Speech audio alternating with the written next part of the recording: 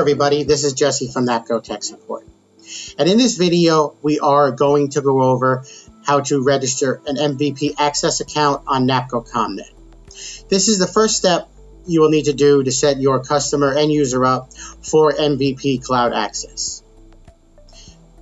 This process is the same for any brand able to be used on MVP, alarm lock, wireless locks and gateways, NAPCO Access Pro Enterprise panels, Mark Smart Deadbolts, and NAPCO Access panels. You would first need to set yourself up as a dealer on NAPCO ComNet. We have a separate video explaining that process. It's not an instantaneous activation. It can take some time for approval.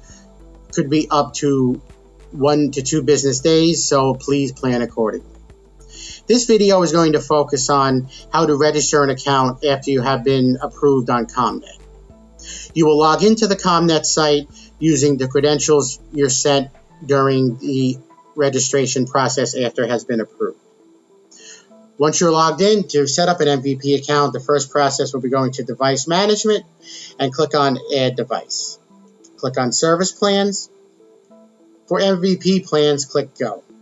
There's only one possible option. This is the main plan for this customer, and it gives you one door of access. Click on Details. You would now click on Add, and then you're going to click on New. And this is where you would type in your end user's info, their name, company info, however you want to identify that account. You have already registered as a dealer on ComNet. Do not put your company name here. This is for your end user's info. Once you have all the information in there, including the email address is important that you have your end user customer's email address in there, because the MVP server is going to send them an email with their credentials to log in to MVP. It is important that you do not use your email address, the one that you have on the ComNet account, when registering. You want to put in your end user's email address. You will click on Add Subscriber.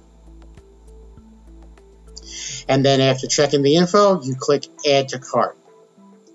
Now this is where we would pick how many doors, additional doors, and any other options that we would want on MVP.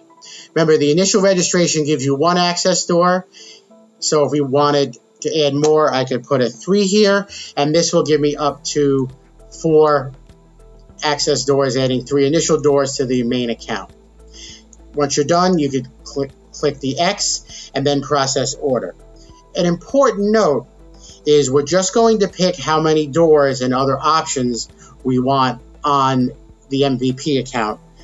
There's nowhere, and you do not need to put in any MAC addresses of gateways, panels, or serial number of locks. Just the amount of doors and other options you're going to want on the account. All of that will be added on the MVP server after the registration is done. Then we would click on Process Order, and then in 15 minutes, the account will push over to the MVP server.